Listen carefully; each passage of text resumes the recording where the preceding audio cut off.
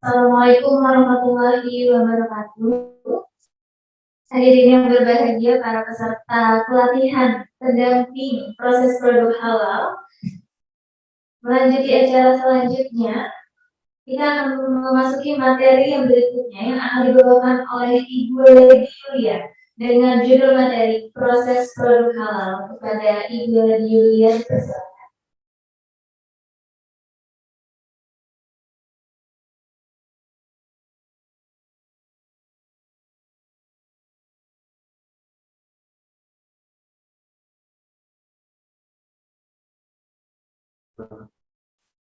Baik, kita lanjut ke materi berikutnya.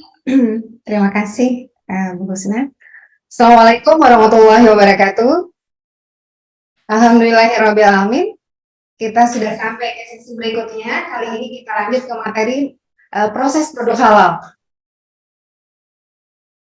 Bapak Ibu yang berbahagia, peserta pelatihan pendamping PPH, dalam hal ini tentunya pemilu agama Islam dan terdepan pelayanan kementerian agama, kita lanjutkan sesi materi kita berikutnya.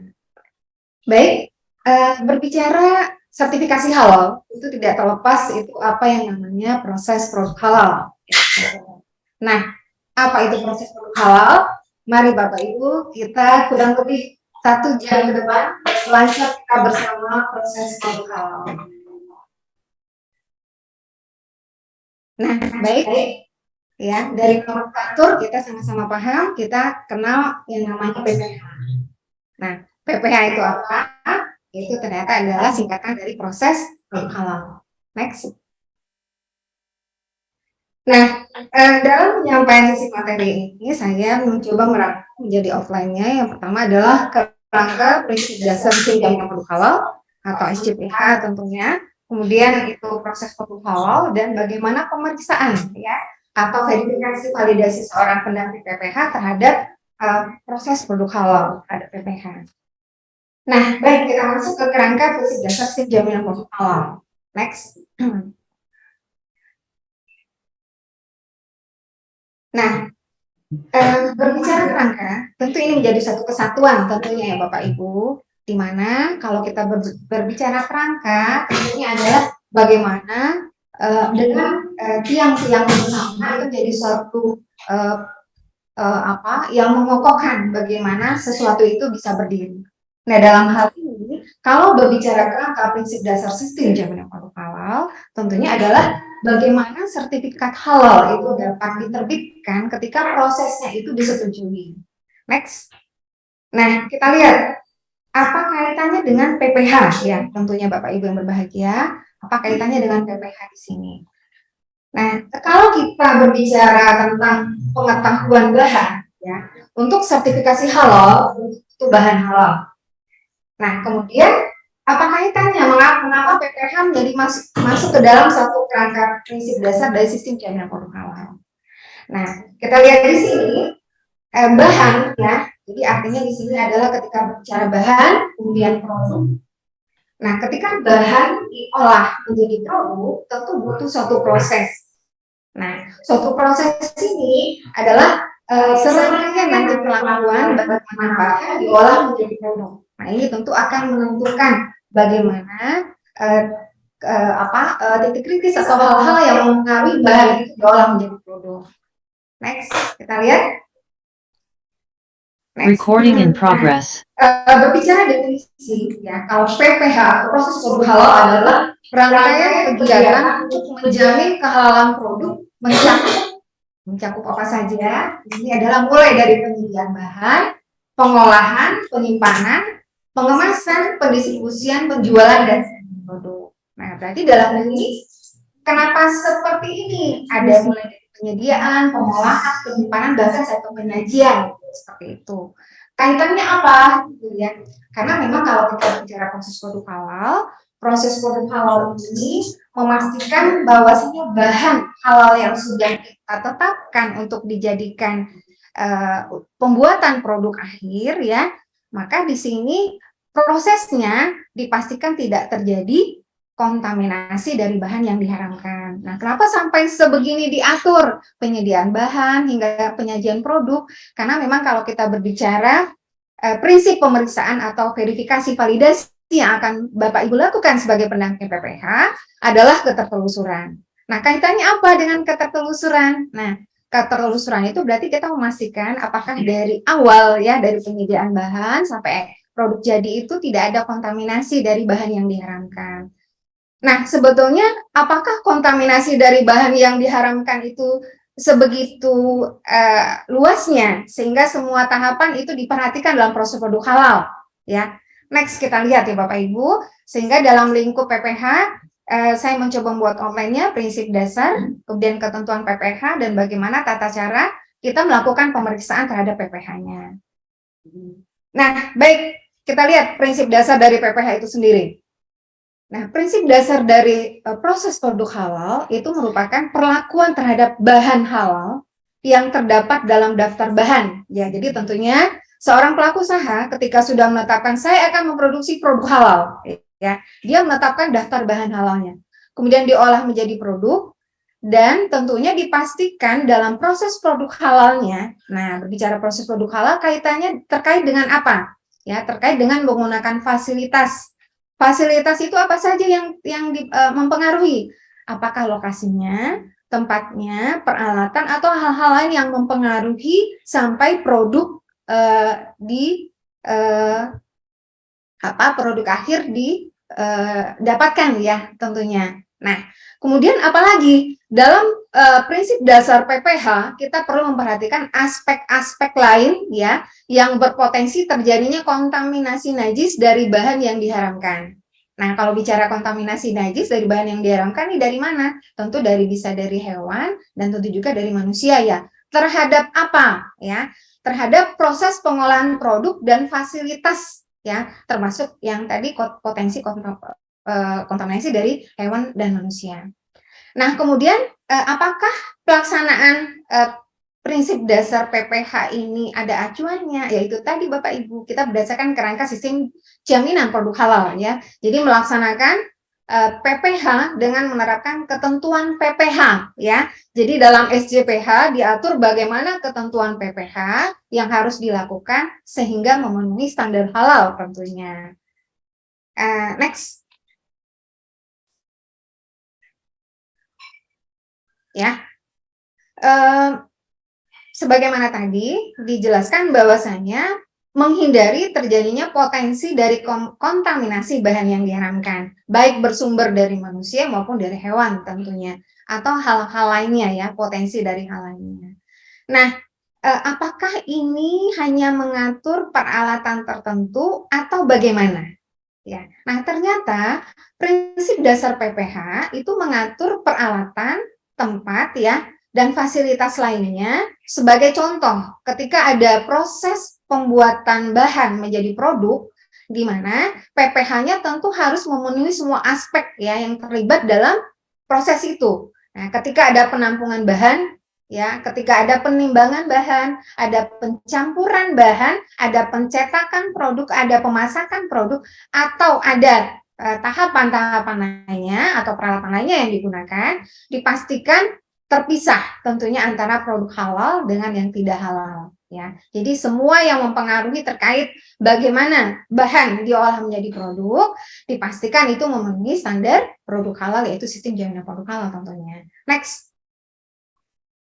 Nah, para penyuluh agama Islam garda terdepan layanan Kementerian Agama ya, Bapak Ibu yang berbahagia, ketentuan PPH di sini itu memuat bagaimana langkah-langkah yang harus dilakukan oleh pelaku usaha ya untuk menjaga PPH-nya. Nah, terus Bapak Ibu sebagai pendamping PPH apa yang dilakukan? Yang dilakukan tentu adalah memeriksa atau memverifikasi validasi apakah ketentuan PPH ini sudah dipenuhi atau tidak dalam hal ini. Nah, mengapa sampai harus dicek seperti ini? Karena memang seperti tadi Majelis Ulama Indonesia sebelumnya sudah menetapkan bahwasanya ketetapan fatwa, ketentuan fatwa itu berdasarkan ketertelusuran ya.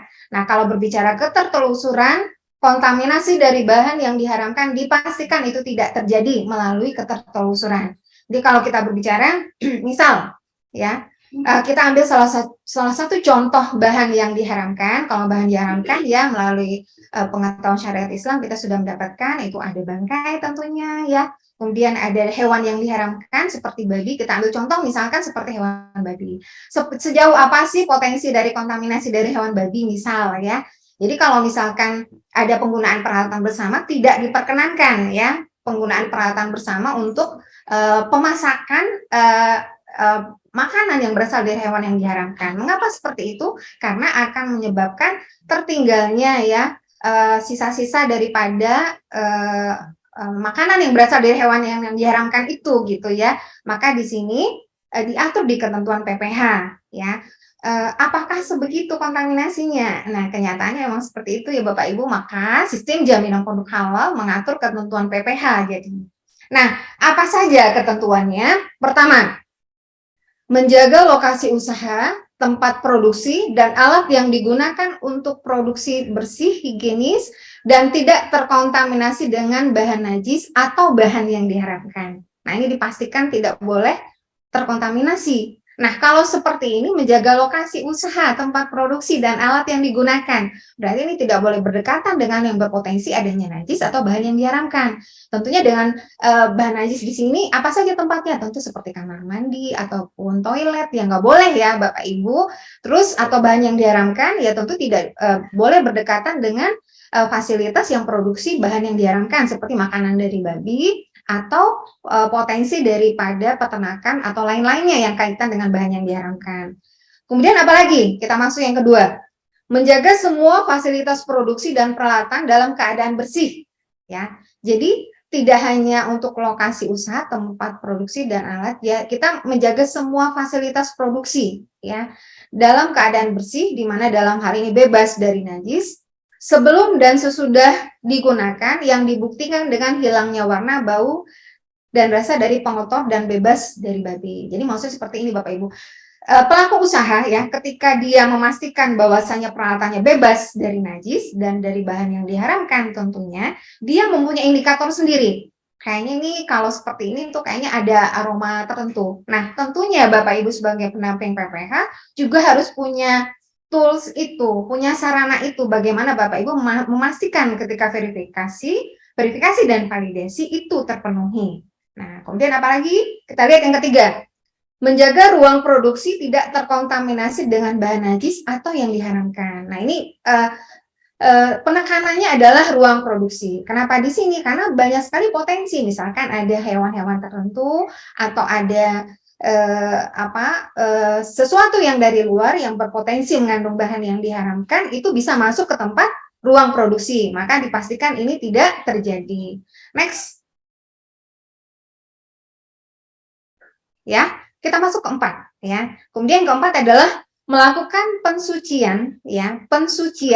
Jadi Bapak Ibu kata kuncinya adalah melakukan pensucian, berbeda dengan melakukan pencucian tentunya. Berbicara pensucian berarti terbebas dari najis dan bahan yang diharamkan atau penyamakan pada fasilitas produksi yang digunakan secara bersama antara produk yang disertifikasi halal dengan produk yang tidak diajukan sertifikasi halalnya sesuai dengan syariat Islam. Ini artinya seperti ini ya Bapak Ibu. Jadi ketika ada misalkan ada fasilitas yang digunakan secara bersama, ada produknya diajukan sertifikasi halal, tetapi ada juga yang tidak diajukan di sini. Berarti kemungkinan tetap ada potensi ya, itu kontaminasi. Maka wajib dilakukan pensucian di sini. Nah, bagaimana tata caranya? Ya, tentu ini adalah sesuai dengan ketentuan pensucian sesuai dengan syariat Islam ya. Apabila terkena najis berat ya, maka di sini fasilitas tidak boleh digunakan secara bersama, wajib terpisah. Kemudian apabila terkena najis sedang ya, yaitu najis yang kotoran hewan dan manusia, minuman keras, bangkai hewan selain ikan dan belalang, maka caranya dengan menggunakan air yang mengalir hingga najisnya benar-benar hilang atau dengan membasuhnya atau istimar. Nah ini dalamnya tentunya Bapak Ibu lebih paham ya, sebagai seorang penyuluh sudah tentu lebih dulu memahami tentang ini gitu. Kemudian apabila terkena najis ringan ya, dalam hal ini tentu contohnya adalah urin bayi laki-laki yang belum berumur 2 tahun yang tidak mengkonsumsi apapun selain air susu ibu. Nah, ini dapat dicuci dengan menggunakan air, dikucur atau direndam. Kemudian sedangkan dalam proses produksi ya, ketika kita berbicara ketentuan syariat Islam, Ada kalanya fasilitas produksi ketika dicuci dengan air ya atau dengan tanah misal, dia berpotensi rusak ya. Jadi maka dalam hal ini jika disucikan dengan menggunakan air akan merusak alat dan atau bahan proses produksinya. Jadi misalkan prosesnya tertentu, nggak boleh ada air ternyata proses produksinya, malah kita ini kan tambahkan air atau dicuci dengan air malah jadi rusak, maka dapat disucikan dengan selain air yang tentunya fungsinya adalah sama. Next. Nah, kita masuk ke ketentuan yang kelima ya. Jadi Bapak Ibu kalau berbicara proses produk halal adalah serangkaian kegiatan tadi definisinya ya. Berarti semua yang terkait yang menggambarkan bahwasanya pelaku usaha itu memang menerapkan proses produk halal. Bahwasanya bahannya memang diproduksi secara halal. Tentu seorang pendamping PPH butuh bukti apakah pelaku usaha sudah menerapkan itu. Nah, dalam hal ini tentu dalam ketentuan ini yang dilakukan oleh seorang pendamping PPH, dia akan mengecek apa bukti yang disimpan dan dipelihara oleh pelaku usaha. Apa saja itu? Pertama, adalah pelaksanaan proses produksi. Nah, tentunya Bapak Ibu yang berbahagia, seorang pendamping PPH, tentunya ini menjadi sesuatu yang menjadi dalam pemahaman kita, bagaimana upaya kita untuk bisa memastikan ini dilaksanakan, dan bagaimana strategi kita untuk melakukan observasi atau wawancara, sehingga ini kita menemukan bahwasanya ini memang terjadi proses produknya adalah halal gitu ya. Jadi seperti pelaksanaan proses produksi ya. Nah ini informasi ini harus tertuang ya dalam bentuk bukti yang disimpan oleh pelaku usaha.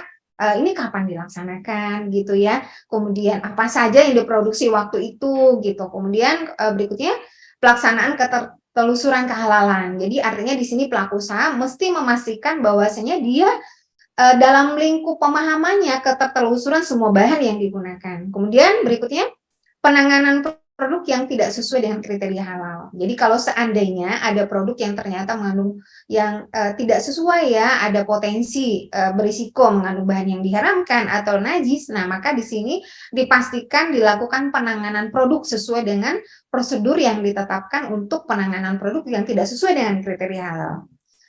Nah kemudian ketentuan lain, ketika peluncuran atau penjualan produk itu dipenuhi ketentuan-ketentuan PPH-nya. Ya, nah kita lihat nanti seperti apa ketentuan PPH ketika peluncuran atau penjualan produk. Next, dalam mohon maaf belum Mas ketentuan ke-6 ya, kita masuk yang ke-6.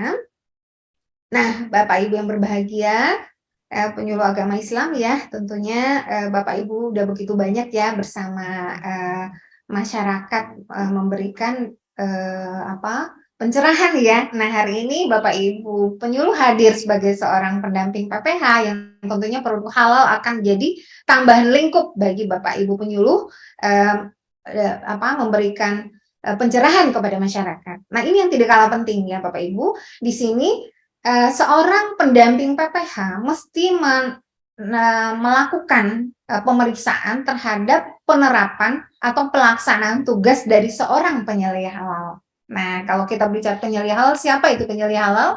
Ya, ini materi sebelumnya juga sudah kita dapatkan. Jadi penyelia halal itu adalah orang yang bertanggung jawab untuk proses produk halal tentunya, ditetapkan oleh pelaku usaha ya. Jadi kalau dari pelaku usaha mikro kecil bisa dari pelaku usaha itu sendiri atau fasilitasi atau fasilitator dari pihak lain. Nah, berarti penyelia halal ini wajib persyaratannya muslim tentunya.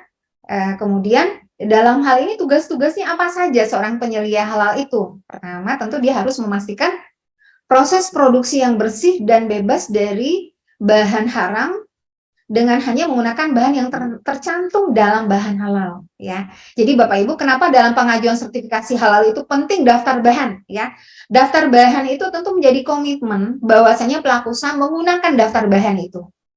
Nah, kemudian tugas seorang penyelia halal adalah memastikan bahwasanya proses produk halalnya dilaksanakan sesuai dengan daftar bahan itu. Nah, gimana caranya? Tentu akan melakukan wawancara atau observasi kepada penyelia halal. Diterapkan nggak sih itu? Ada nggak sih bahan-bahan yang ternyata diambil belakangan, digunakan untuk proses produksi tanpa dimasukkan dalam daftar bahan halal yang ditetapkan. Nah, itu menjadi salah satu tugas penyelesaian halal. Berikutnya apalagi yang dicek oleh pendamping terhadap tugas penyelesaian halal?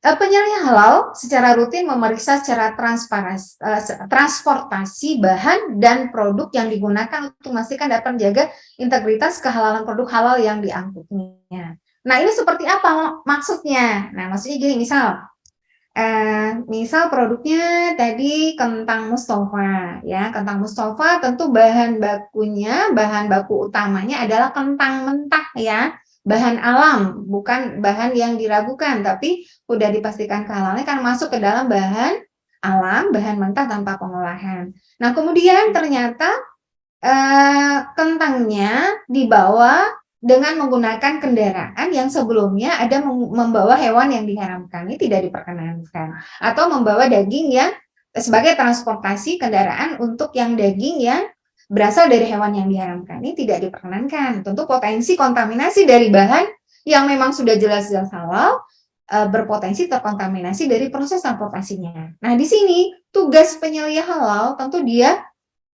menetapkan nanti prosedurnya, ya, membuat prosedur, mengusulkan kepada pelaku usahanya, ditetapkan prosedurnya, dan kemudian melaksanakannya, pengecekannya secara rutin. Apakah betul ini dijaga bahwasanya tidak terjadi potensi tidak adanya kontaminasi dari bahan yang diharamkan terhadap transportasi. Kemudian apa lagi, ya? Berikutnya adalah memeriksa dan memastikan ketertelusuran kehalalan melalui, ya.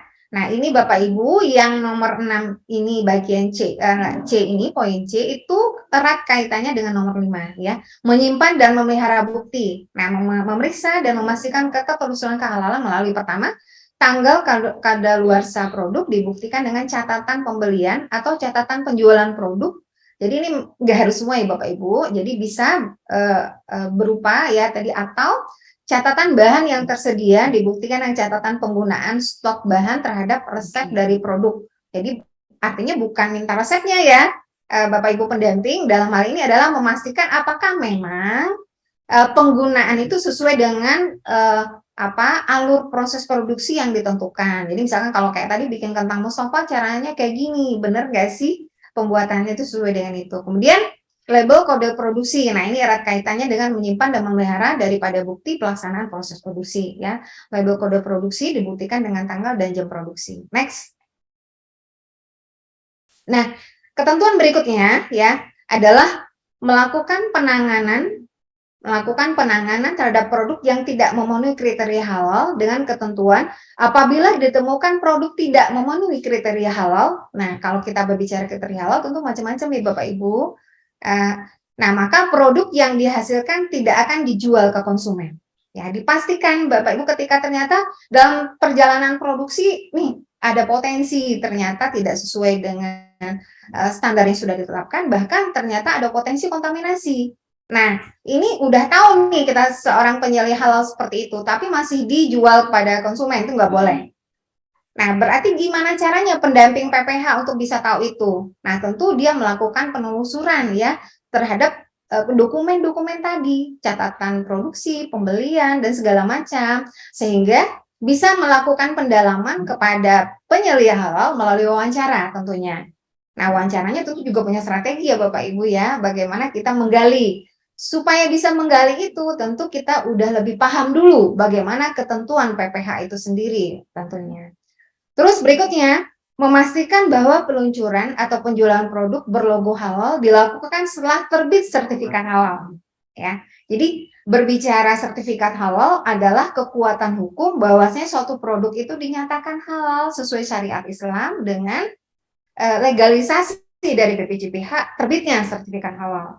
Terus gimana kalau misalkan ada pelaku usaha belum punya sertifikat yang belum terbit, udah melakukan pada kemasannya ada logo halal gitu. Nah, ini belum berhak Bapak Ibu, ya, karena prosesnya belum disetujui. Nah, berarti di sini pendamping PPH ketika misalkan kondisi seperti ini, kemana harus dicek? Tentu bisa cek ke media promosinya atau kemasan produknya, apakah sudah dilakukan atau belum, padahal pendampingnya sedang berproses. Baik, next. Kita lanjut ke berikutnya adalah apa saja ya dalam hal ini yang menjadi lingkup dari PPH, yaitu ada prosedur ya, prosedur proses produk halal. Nah, prosedur proses produk halal atau prosedur PPH ini menjadi kewajiban pelaku usaha untuk menetapkannya. Misal ya, dalam suatu proses produksi sudah ditetapkan ya, dia akan buat kentang mustofa. Terus rasanya ada macam-macam ya, berbagai macam level pedas. Terus ada juga makanan lain, ada teri kacang gitu. Berarti udah jenis produknya udah dipastikan, nama produknya udah ditetapkan. Kemudian penyelia halal di sini mengidentifikasi bahan-bahan yang memang dibutuhkan. Akhirnya ditetapkanlah daftar bahan ya. Nah, berarti bagaimana daftar bahan ditetapkan itu ada suatu prosedur ya. Tentu tidak bisa misalkan nih dalam proses produksi habis nih suatu bahan. Kemudian kita punya karyawan ya, ada yang bantu nih gitu ya. Terus yang bantu bilang, aduh nih kayaknya minyak goreng habis nih, beli aja deh minyak goreng curah di warung sebelah gitu. Nah, ini kan tidak memenuhi persyaratan sesuai prosedur PPH. Nah, maka di sini pelaku usaha itu wajib menetapkan prosedur PPH. Tugas pendamping PPH memastikan bahwasanya pelaku usaha menerapkan itu ya. Nah, jadi kita lihat pengertiannya adalah di sini. Prosedur PPH merupakan langkah-langkah yang dilakukan oleh pelaku usaha untuk setiap tahapan ya dalam proses produk halal, mulai dari penyediaan bahan, pengolahan, penyimpanan, pengemasan, pendistribusian, penjualan, dan penyajian produk. Jadi dalam setiap tahapan ini ada prosedurnya. Terus apakah pendamping PPH memastikan tertuang dalam semua dokumen, maksudnya ada satu SOP penyediaan bahan, ada SOP pengolahan. Itu sifatnya penyesuaian ya Bapak Ibu, ketika dalam prosedur PPH itu ternyata prosedurnya mencakup untuk beberapa ketentuan, silahkan nggak masalah ya. Tentunya kalau kita berbicara pelaku usaha mikro kecil, kita tidak akan memberatkan dengan segala dokumen yang sifatnya seperti A, B, C, dan D, dan segala macam. Tetapi adalah bagaimana substansi ya prosedur daripada yang kita tentukan ini termaktub atau tertuang dalam SOP atau standar prosedur yang dibuat oleh pelaku usaha. Nah, dalam hal ini tentu seorang pendamping PPH harus menguasai ini. Nah, yang harus dikuasai oleh pendamping PPH sebelum memeriksa atau verifikasi validasi ke pelaku usaha, tentunya juga harus paham apa sih yang mau saya cek gitu ya. Nah, prosedurnya diantaranya adalah pertama, penyucian fasilitas sesuai syariat Islam, termasuk di sini kalau ada hal yang tadi ya, bagaimana pensuciannya. Kemudian pembelian bahan seperti yang tadi. Nah, mungkin ditetapkan ternyata yang beli bahan itu penyelia halal. Pokoknya selain penyelia halal nggak boleh beli bahan. Nah, mungkin bisa. Itu sudah termasuk daripada prosedur ya. Atau pemeriksaan kedatangan bahan. Nah, jadi di sini pemeriksaan kedatangan bahan ini penting Bapak Ibu. Banyak sekali kasus-kasus yang terjadi, misalkan suatu usaha mikro kecil sudah menetapkan produk saya adalah produk halal. Saya mengajukan sertifikasi halal, maka saya belinya bahan halal. Tetapi ternyata dalam hal ini ketika pembelian bahan itu udah punya langganan, ya dihantarkan oleh pedagang yang memang udah jadi kita tuh pelanggan setia deh, pokoknya layanan prima diberikan gitu oleh pedagang yang kita biasa beli. Udah gitu disampaikan setiap mungkin ditetapkan setiap hari Minggu bahan baku datang gitu ya. Bahan baku datang, udah kan, terus langsung proses produksi dilakukan ya. Nah, di sini ternyata potensi ketika tidak ada pengecekan bahan, bisa jadi ketika proses produksi langsung dilakukan tanpa ada pengecekan bahan datang, bisa aja bahannya ketukar. Ternyata bahannya bukan buat kita, atau bisa aja yang datang ternyata bukan dari yang lain. Ya, itu banyak kejadian Bapak Ibu, karena ketika pemeriksaan kedatangan bahan ini menjadi salah satu titik kritis Bapak Ibu. Pastikan ketika bahan yang digunakan adalah bahan sesuai dengan permintaan, dan bahan permintaan itu memenuhi standar halal. Dan pastikan itu bahan adalah milik pelaku usaha. Nah, berarti Bapak Ibu sebagai seorang pendamping PPH, ini menjadi titik kritis ya, bagaimana nanti mengecek pelaku usaha melakukan itu tidak ya. Baik. Terus apalagi? Nah, proses produksi. Nah, proses produksi di sini titik kritisnya adalah bagaimana fasilitas ya dalam ini area yang digunakan, tempat peralatan, atau juga bisa jadi kontaminasi berpotensi dari personil ya, dari orang yang terlibat dalam proses produksi ya. Ini dipastikan tidak terjadi. Nah, berarti dia punya prosedur. Contoh, misal ya Bapak Ibu ya, misal misal ini ada suatu produk ya, produk makanan ringan, kemasan ya. Ini di area itu memang diproduksinya miliknya adalah milik yang non muslim mungkin ya. Artinya dalam hal ini pemilik owner itu memang mengkonsumsi bahan yang diharamkan, tetapi dia mengajukan sertifikasi halal ya. Jadi tidak ada kaitannya sebetulnya siapapun baik muslim atau non muslim itu bisa saja mengajukan sertifikasi halal ya. Yang penting dia memenuhi persyaratan sertifikasi halal untuk dokumennya. Nah, tetapi ketika misalkan ada potensi di pantry-nya itu masaknya berbarengan, nah itu nggak boleh. Ya, jadi misalkan owner mengkonsumsi misalkan makanannya ada seafood ya yang memang menggunakan lemak babi, misalkan minyak babi.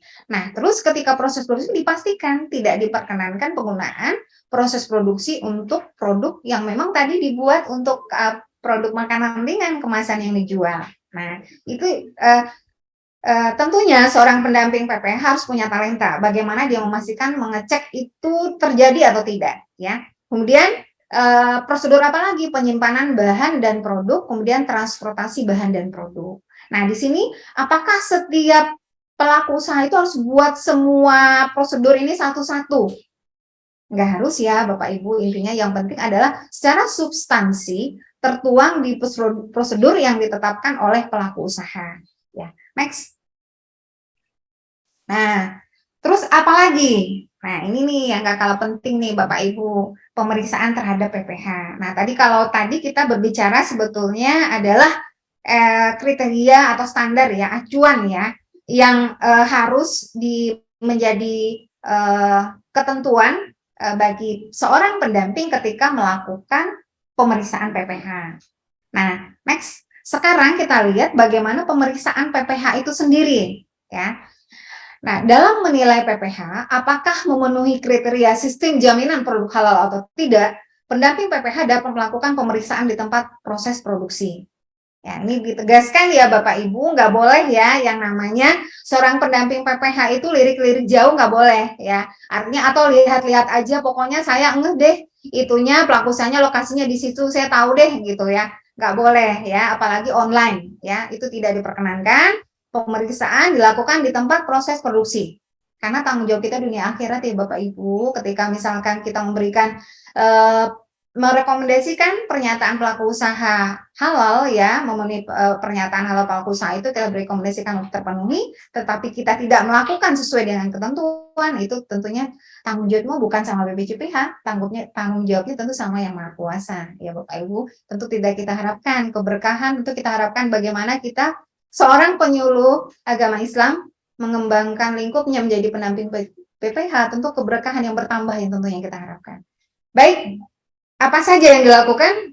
Pertama, pemeriksaan terhadap ya fasilitas. Nah, fasilitas ini melingkupi apa saja? Nah, pertama lokasi, tempat dan alat proses produksi dan atau perangkat lainnya. Dipastikan apakah lokasi atau tempat proses produksi atau pabrik bersamaan dengan outlet atau tidak ya. Jika terpisah ya, maka pendamping PP harus melakukan pemeriksaan terhadap keduanya. Maksudnya seperti ini Bapak Ibu. Jadi seorang pendamping PPH harus paham ya, harus paham terkait proses bisnis dari pelaku usaha itu sendiri. Jadi apakah pemeriksaan terhadap data pelaku usaha clear kita lakukan, di mana tempat produksinya, di mana gudangnya, apakah gudang bahannya sama dengan gudang produknya ya. Terus juga apakah tempat jualnya sama atau tidak, atau ada tempat penjualan atau tidak, atau dijual secara online atau tidak. Nah, itu tentu menjadi ketetapan bagi kita, ini saya harus ke sana ya. Jadi kalau misalkan kalau di Jakarta nih, misal kalau proses produksinya ada di Pinang Ranti, tapi jualannya nanti ada di Taman Mini, berarti ya dua-duanya kita ke sana, ya. Nah, seperti itu. Terus apa lagi? Berikutnya adalah peralatan dan perangkat lain yang digunakan untuk proses produksi. Dipastikan peralatan yang digunakan memenuhi ketentuan PPH yang terdapat dalam SJPH. Ya, jadi peralatan dan perangkat lain yang digunakan untuk proses produksi, dipastikan peralatan yang digunakan memenuhi ketentuan PPH. Nah, ini juga yang tadi itu, sebagaimana ketentuan sebelumnya, itu tidak boleh digunakan untuk fasilitas bersama antara produk halal dan tidak halal. Kalau seandainya ada produk yang tidak diajukan sertifikasi halalnya, perlu dilakukan pensucian. Nah, berikutnya apa lagi ya? Jadi pemeriksaan yang dilakukan sebagaimana yang tadi dipastikan ya ketika Bapak Ibu seorang pendamping PPH ketika berjanji ya membuat janji dengan pelaku usaha penyelia halalnya ada. Kok harus ada sih? Karena ada pemeriksaan terhadap penyelia halal. Sebagaimana yang tadi tugas penyelia halalnya tadi sudah dijelaskan terkait PPH ya, belum lagi tugas-tugas yang lain. Kalau tadi baru terkait PPH. Jadi Bapak Ibu akan melakukan pemeriksaan wawancara atau observasi kepada penyelia halal tentunya ya. Nah, dipastikan apakah sudah menerapkan tanggung jawab sebagai penyelia halal sebagaimana ketentuan PPH ya yang terdapat dalam SJPH. Nah, itu ya Bapak Ibu, itu udah 3 ya. Berarti yang harus dicek nih oleh seorang pendamping PPH ketika pemeriksaan substansi pemeriksaannya adalah PPH ya. Terus apalagi ya? Adalah kesesuaian tata cara pembuatan produk ya. Nah, dalam hal ini ketika berbicara bagaimana produk dibuat, tentu pelaku usaha dalam memenuhi persyaratan dokumen sertifikasi halal ya, pengajuan sertifikasi halal akan membuat alur proses produk halalnya atau di sini dalam bentuk narasi PPH-nya. Nah, ketika narasi ya tentu kita cocokkan. Jadi kalau berbicara narasi adalah dokumen ya. Terus proses pembuatan berarti adalah proses yang kita saksikan ya. Proses yang kita saksikan di tempat proses produksi sesuai enggak. Kalau misalkan ternyata di narasinya menggunakan kentang, tapi ternyata di ininya menggunakan ubi, nah ini udah satu temuan. Ini gimana ceritanya lapornya kentang jadinya ubi, ya? Apalagi ternyata ada produk-produk lain gitu. Nah, terus gimana ternyata di daftar narasinya banyak, tapi di pas proses produksi itu nggak ada semua ya. Berarti sebelumnya Bapak Ibu ketika melakukan komunikasi dengan pelaku usaha sudah memastikan ini sebenarnya produknya gimana, ketika nanti proses produksi apa yang akan dibuat. Dipastikan Bapak Ibu memberikan rekomendasi sesuai ya dengan apa yang Bapak Ibu saksikan, apa Bapak Ibu yakini ya. Jadi tentunya butuh bukti-bukti yang menyatakan bahwasanya pelaku usaha itu memang memproduksi produk itu. Nah, jadi apa yang dilihat tentu adalah kecocokannya Bapak Ibu, kecocokan bahan yang digunakan ya dengan daftar bahan yang disampaikan. Nah, seperti itu. Next. Nah, kemudian apa lagi? Nah, tadi adalah pemeriksaan dilakukan di tempat proses produksi, berarti kepada proses pembuatan produknya secara langsung. Kemudian ada juga pemeriksaan terhadap dokumen bahan ya, yang dimana di situ menggambarkan apakah di situ termasuk kategori bahan yang diragukan atau tidak ya. Jadi dikuatkan dengan adanya PPH. Loh kok boleh kayak gini? Katanya kan bersertifikat halal ya. Ada beberapa yang pada ketentuan 2023 dan 2022 kemarin ada beberapa bahan yang memang dianggap itu prosesnya itu memang tidak dapat dikuatkan dengan adanya gambaran bagaimana PPH-nya. Kalau untuk industri gimana ya? Tentu nggak boleh Bapak Ibu untuk kalangan industri, tapi ini adalah untuk pelaku usaha mikro kecil.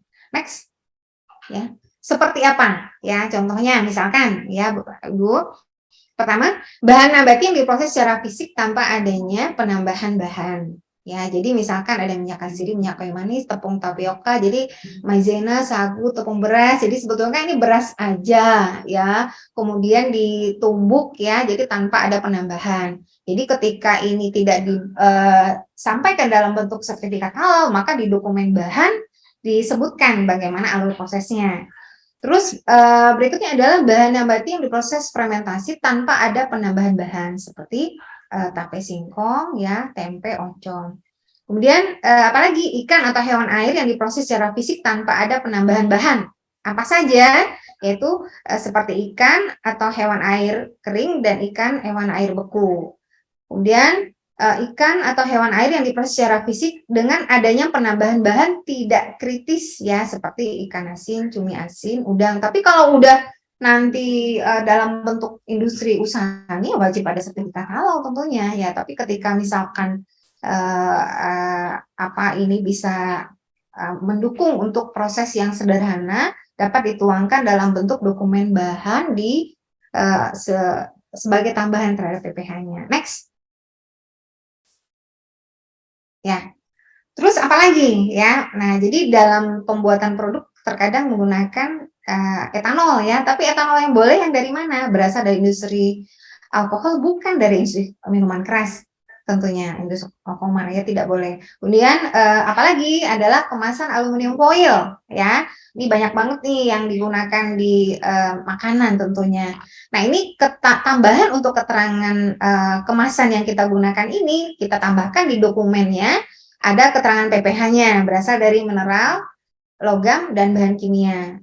Terus berikutnya, contoh yang lain seperti terasi. Kalau terasi, keterangannya di situ nanti untuk PPh-nya berasal dari udang yang diproses secara fermentasi alami dengan penambahan garam. Terus ada kemasan plastik, ya. Jadi plastik yang memang bukan berasal dari bahan yang hewan yang diharamkan, ya. Tentu ada keterangan PPh juga berasal dari polimerisasi bahan kimia. Next. Nah, oke, Bapak Ibu, mudah-mudahan tentunya pemaparan materi PPh barusan itu dapat memberikan gambaran, ya, Bapak Ibu. Bismillah, ya, kita coba ke simulasinya seperti apa. Next. Kita lihat simulasinya seperti apa. Nah, ini saya menggunakan data produk, ya, yang sama dengan materi bahan, ya. Nah, ini informasi yang kita anggap sebagai informasi PPh. Itu pertama kita coba baca dulu promosi penjualan produknya. Nah, kentang Mustafa, ya, jadi informasi yang kita dapatkan, kentang Mustafa yang dibumbui dengan bumbu balado pedas manis segar dengan level kepedasan yang berbeda. Nah, kita cermati, ya, Bapak Ibu, ya. Pertama, kentang Mustafa yang dibumbui dengan bumbu balado pedas manis segar. Ya, berarti bumbunya satu ini, ya. Kentang Mustafa yang dibumbui dengan bumbu balado pedas manis segar, ya. Dalam sampai segar ini satu, ya. Tetapi berikutnya ada tambahan dengan level kepedasan yang berbeda. Nah, berarti menjadi ini suatu Bapak Ibu, informasi tambahan penting di sini. Berarti nggak satu ini, level pedasnya aja beragam. Mesti dicek, nanti ditanyakan ada berapa sih Pak ininya, levelnya, dipastikan itu semuanya Bapak Ibu lakukan pengecekannya. Terus apalagi? Ternyata ada tersedia juga teri kacang original atau pedas. Berarti ada produknya bukan kentang Mustafa aja, ada juga teri kacang, dua lagi, original atau pedas, ya. Berarti daftar bahan nanti tentu melingkupi ini semua. Nah, kalau kaitan sama PPh apa? Nah, kita lihat cek informasi yang mendukung, ya.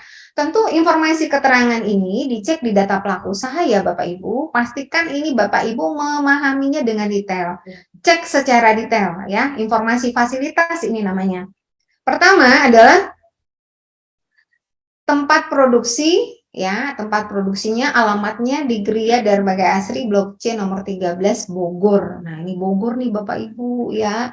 Terus outletnya apakah di Jakarta atau di Bogor? Ternyata Bogor juga, ya.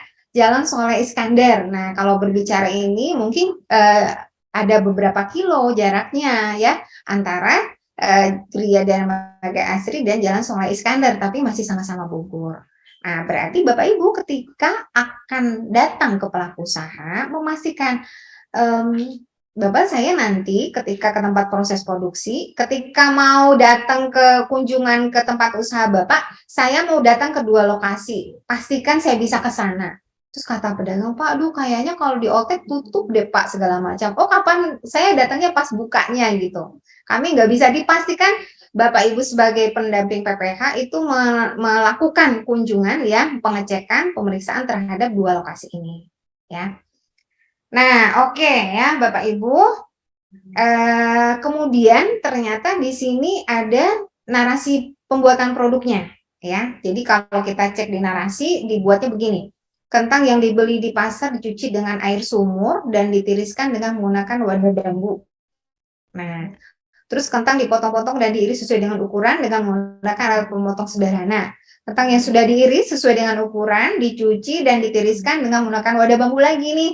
Selanjutnya digoreng dengan menggunakan wajan besi. Setelah ditiriskan, kentang mustafa sudah dibumbui dan selanjutnya dikemas dengan kemasan plastik. Ya, kita lihat.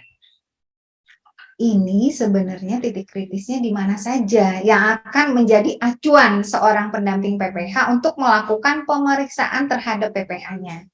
Ya, di sini ya Bapak Ibu pastikan Bapak Ibu juga mengecek narasi yang lain ya. Jadi narasinya di sini ada tersedia juga teri kacang original atau pedas ya. Dipastikan pendamping PPH juga melakukan pengecekan terhadap pembuatan bumbu ya. Jadi di sini bumbunya seperti apa ya. Kemudian bumbu yang berbagai level kepedasan, kemudian dan pembuatan produk teri kacang seperti apa. Dipastikan narasinya semuanya dicek untuk produk yang memang didaftarkan. Next. Ya. Baik, kita masuk dulu ke daftar bahan ya. Kemungkinan daftar bahannya itu adalah ini. Ya, jadi kalau di kentang mustafa kemungkinan daftar bahannya kentang, teri kering dan segala macam ya. Ini juga tertuang di materi bahan. Nah, di sini apa yang menjadi acuan kita? Berarti ketika kecukupan dokumen di dokumen bahan ini diinformasikan untuk bahan yang memang dirangkumkan di sini ya. Berarti adalah ada tertuang proses produk halalnya. Nah, di sini yang ada proses produk halalnya di sini ada teri kacang dan ada kemasan plastik di sini ya. Next. Next ya. Nah, sebagaimana yang tadi ya, Bapak Ibu ingat ya, soalnya tadi kentang mustafa ada 2 lokasi ya. Jadi berarti pendamping PPH melakukan pemeriksaan di 2 lokasi ya. Gimana kalau seandainya jualnya online? Berarti nggak ada penjualan ya, jualnya di rumah juga ya, nyimpennya juga di rumah. Terus gimana kalau ada gudang ya? Misalkan ada penyimpanan, dia udah produksi banyak, tapi kalau di rumah takut kena kucing atau segala macam, udah deh saya simpan di tempat lain gitu. Saya numpang nyimpan, berarti Bapak Ibu ada 3 pemeriksaannya, di gudangnya juga nanti dicek ya. Terus berikutnya Bapak Ibu akan memastikan penyelia halal melaksanakan tanggung jawabnya tidak gitu. Nah, terus gini. Nah, jadi di narasi produk ya, Bapak Ibu yang berbahagia, di narasi produk tadi dijelaskan, boleh kembali ke narasi sebelumnya. Nah, informasi narasi pembuatan produk tentu Bapak Ibu perlu gali melalui wawancara tentunya ketika ada di dokumen ya. Nah, ketika sudah ada yang di dokumen ini, apa yang menjadi titik kritis ya? Kentang yang dibeli di pasar dicuci dengan air sumur ya. Kentang yang dibeli di pasar. Nah, dipastikan ketika nyampe dari pasar ke rumah caranya gimana? Diantar sama kendaraannya kendaraan apa? Pas nggak pedagangnya, oh saya bawa sendiri kok, saya yakin nih nggak ini, atau digunakan bersama pengantarannya dengan kendaraan tertentu yang ternyata memang digunakan untuk membawa daging dari hewan yang diharamkan. Nah, itu tidak diperkenankan. Ini menjadi ketelusuran yang harus dikuasai oleh seorang pelaku usaha dalam pengajuan sertifikasi halal. Nah, berarti ini menjadi perhatian pengecekan oleh pendamping PPH. Saya ngecek fasilitas ini. Kemudian berikutnya, dicuci dengan air sumur. Dicucinya di mana? Dipastikan di kamar mandi enggak, di toilet enggak, atau dekat got enggak gitu ya. Dipastikan. Air sumurnya iya, jangan-jangan air sumurnya dibawa ke sana, itu enggak boleh. Dipastikan ketika mencucinya, fasilitas dan sarana yang mendukung untuk pencucian itu menyebabkan produk itu higienis ya, terbebas dari najis tentunya dan dari bahan yang diharamkan. Terus di sini ada lagi menggunakan wadah bambu. Pastikan wadah bambunya apa gitu. Nah, ternyata ketika Bapak Ibu melakukan pengecekan di tempat proses produksi bukan wadah bambu, beda lagi. Nah, silahkan diminta memperbaiki narasi produknya. Karena wadah ini akan menjadi salah satu titik kritis karena digunakan untuk proses produk halal gitu. Berikutnya lagi kentang dipotong-potong dan diiris sesuai dengan ukuran dengan menggunakan alat pemotong sederhana. Nah, alat pemotongnya ini gimana? Dibersihkan enggak? Terus apakah alat pemotongnya ini digunakan secara bersama? Enggak, ternyata dipotong-potongnya di pasar karena ada penggunaan pemotongan di pasar.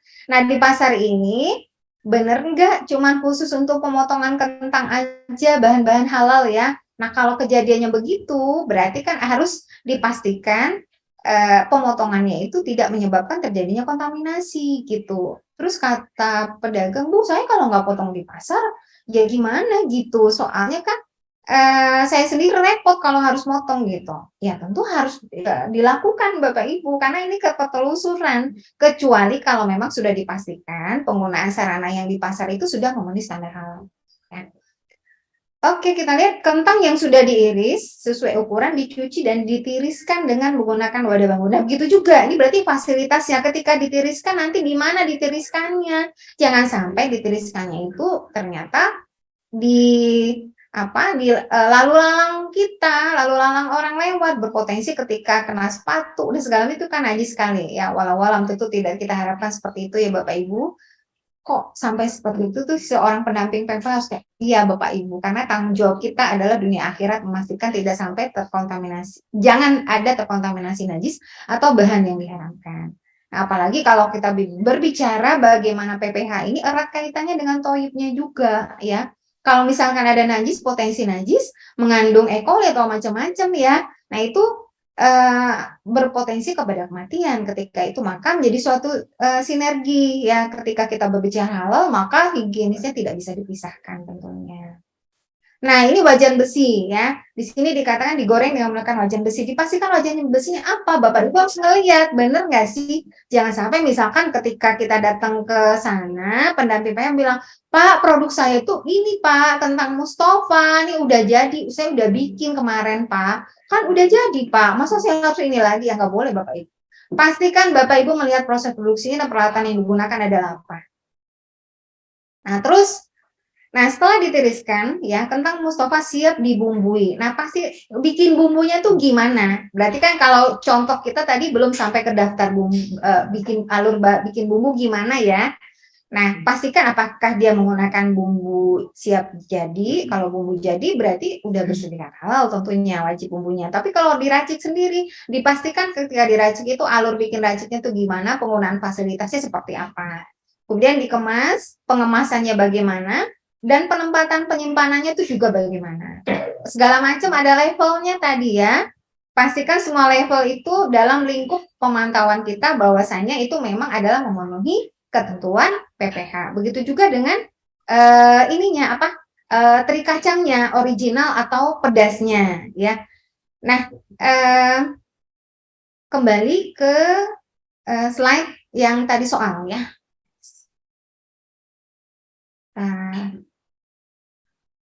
Ya, ini. Jadi di sini Bapak Ibu yang berbahagia ya. Jadi seorang pendamping PPH tentunya ketika akan melakukan verval sebelumnya sudah dapat informasi tentang data pelaku usaha. Nah, data pelaku usaha di sini itu akan menjadi informasi penting ya bagi Bapak Ibu untuk menetapkan ini sebenarnya fasilitasnya, PPH-nya tuh apa saja, titik kritisnya apa saja. Jadi ketika kita mengecek dokumen pelaku usaha, kita udah bikin catatan nih ya. Ini saya harus ngecek ini gitu. Nah, terus juga berarti kalau udah Bapak Ibu menetapkan yang harus saya cek itu adalah itu ya. Saya harus cek itu, berarti dalam ini Bapak Ibu harus menguasai. Saya mau ngecek itu caranya gimana gitu ya. Jadi kalau misalkan di sini berdasarkan data informasi tempat proses produksi oleh peneliti pembuatan produk dan dapat melakukan pemisahan sebagai berikut di sini tadi ya. Jadi adalah lokasinya, terhadap penyelia halalnya, kemudian pendamping PPH-nya melakukan identifikasi. Nah, untuk bisa kita melaksanakan ini semua, Bapak Ibu, kalau misalkan ngomongin tentang Mustofa, Bapak Ibu sebagai seorang pendamping PPH paham itu tentang Mustofa itu apa? Ya, misalkan banyak nih pendamping PPH, tentunya sekarang bapak-bapak banyak jadi pendamping PPH. Kalau bicara masakan yang paham ibu-ibu deh gitu ya. Nah, jadi kalau sekarang ternyata kita produk yang kita verbal itu adalah makanan ya, banyaknya ternyata makanan ringan, roti dan segala macam. Maka kita harus paham nih bagaimana tata cara pembuatannya. Jadi misalkan ya Bapak Ibu, misalkan bikin roti nih, produknya roti. Terus pelaku usaha bikin daftar bahan ya, bikin daftar bahan. Ternyata di roti itu nggak ada menteganya, padahal kita tahu kalau bikin roti itu butuh mentega gitu. Atau misalkan cake ya atau bolu, ada telurnya. Nah, tapi di daftar bahan tuh ada cake tanpa telur ya. Jadi telurnya nggak ada. Nah, ini menjadi sesuatu yang nanti ketika Bapak Ibu datang ke pelaku usaha ditanyakan, ini kok nggak ada telurnya ya? Ini bisa ya tanpa telur ya, gini segala macam gitu. Itu kalau kaitannya sama bahan ya Bapak Ibu. Nah, kaitan sama bahan, Bapak Ibu juga harus paham. Misal nih kalau yang namanya keripik itu ada yang digoreng, ada yang tidak, ada yang nggak digoreng sekarang tuh, ada yang nggak digoreng ya tanpa minyak gitu. Nah, ini kita juga paham. Berarti kalau kita paham bagaimana perlakuan untuk pembuatan produknya, proses produk halalnya, maka kita bisa mengidentifikasi ya. Jadi ini yang penting nih Bapak Ibu ya.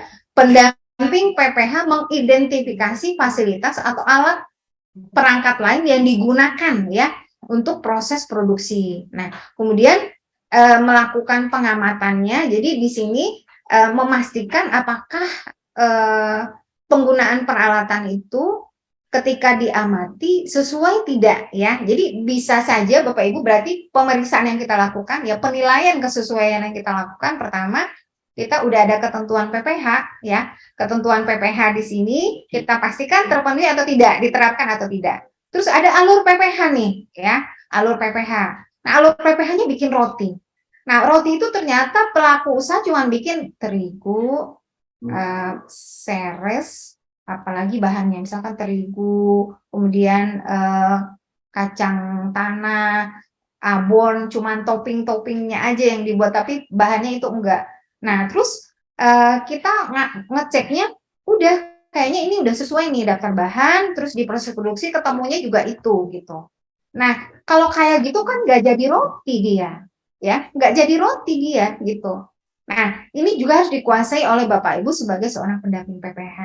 Berarti dalam hal ini ketika akan ya melakukan verbal, nanya dulu Bapak Ibu, misalkan nih Bapak nih, waduh nanya istri dulu deh, atau nanya anak dulu deh yang senang masak, ini kalau bikin ini kayaknya gimana? Atau nyari ini ke Google dulu, nih cara bikin ini variannya apa aja, titik kritisnya tuh apa aja gitu. Jadi daftar produk ya yang memang sudah masuk ke dalam lingkup lingkup daftar produk yang bisa diajukan melalui sertifikasi halal melalui jalur Safe Declare, seorang pendamping PPH tentu udah menguasai. Tentunya insya Allah Bapak Ibu lambat laun, lama-lama kalau dikerjakan sendiri jadi hafal, bahkan fasih, jadi ngerti. Oh ternyata kalau ini tuh harus ada ini, kalau bikin yang namanya jus itu ada begini, kalau minuman kopi itu begini gitu ya. Nah itu next ya.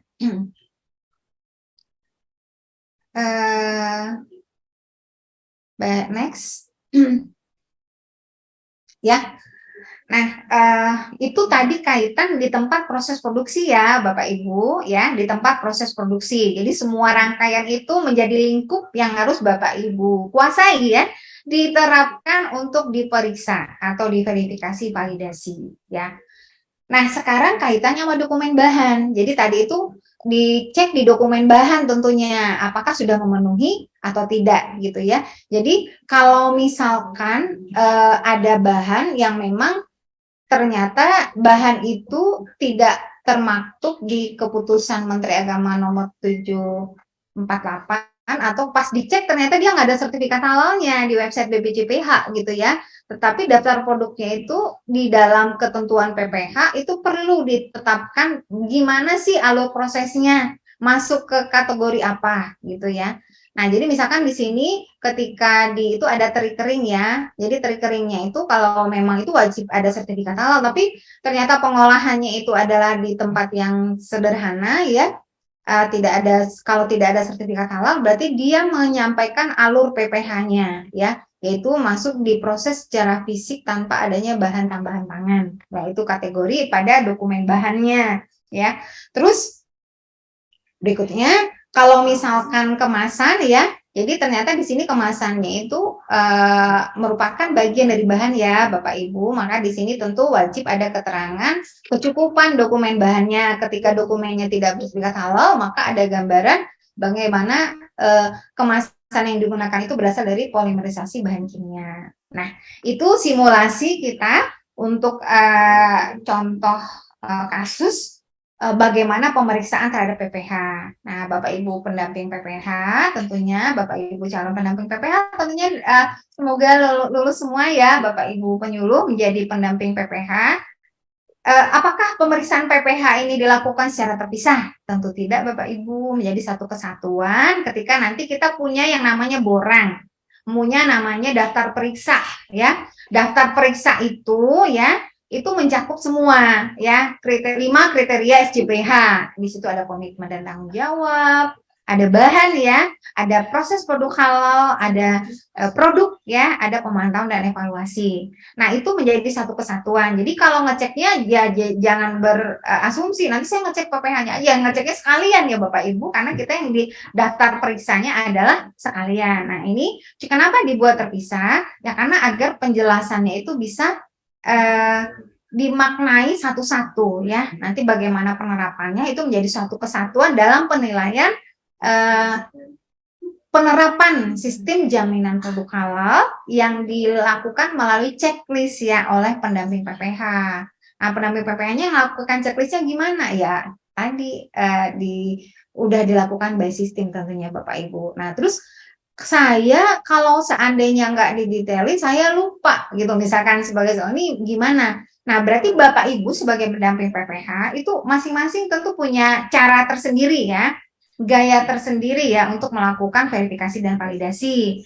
Nah, pastikan ketika untuk PPH ini kita punya catatan Bapak Ibu ya. Karena kalau berbicara PPH proses produk halal itu dari awal sampai akhir. Nah, ketika posnya di sini, ini begini, ini begini, pastikan kita itu sudah memeriksa, sudah melakukan verifikasi validasi semuanya terhadap pemenuhan ketentuan PPH. Nah, mungkin kurang lebih ya, itu dari saya, Bapak Ibu, sehat-sehat selalu. Terima kasih banyak kehadiran Bapak Ibu penyuluh agama Islam, Garda Terdepan Layanan Kementerian Agama tentunya yang hari ini hadir ya, menguatkan negara kita ya, menguatkan Indonesia ya. Kita song-song bersama Bapak Ibu 2024 insya Allah Indonesia menjadi produsen produk halal dunia. Mohon maaf dari saya atas salah dan hilaf. Assalamualaikum warahmatullahi wabarakatuh.